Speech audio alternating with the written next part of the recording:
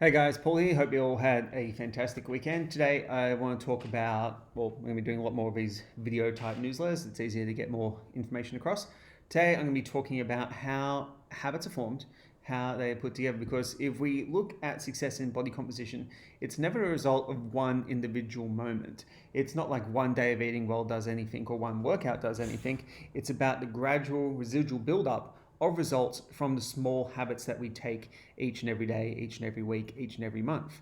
Then they determine what our body composition is going to be over time.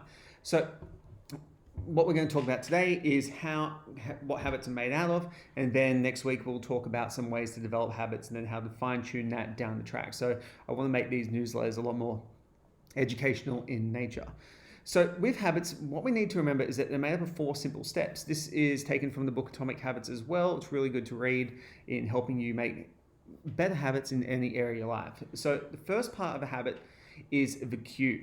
So this is a signal that basically triggers your brain to undergo any type of behavior.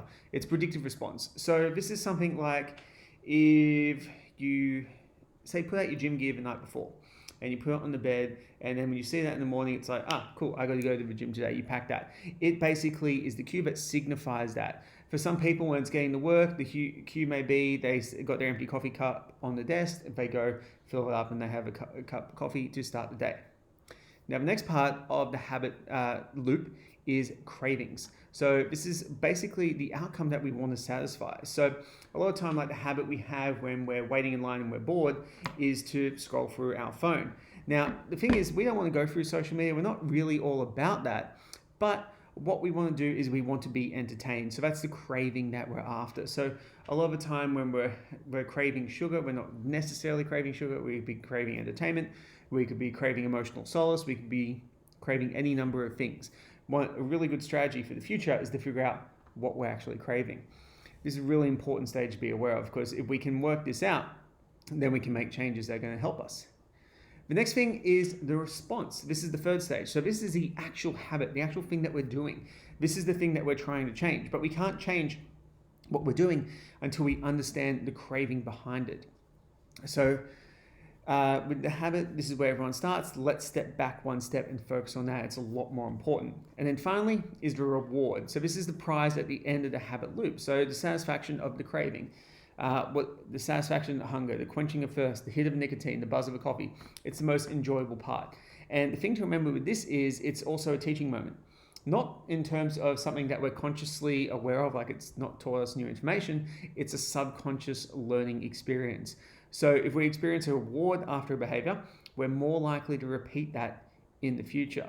So one of the things that I recommend that everyone does, and we're going to go over this more next week, is we have a look at list what your habits are, like what are the things that you do each day.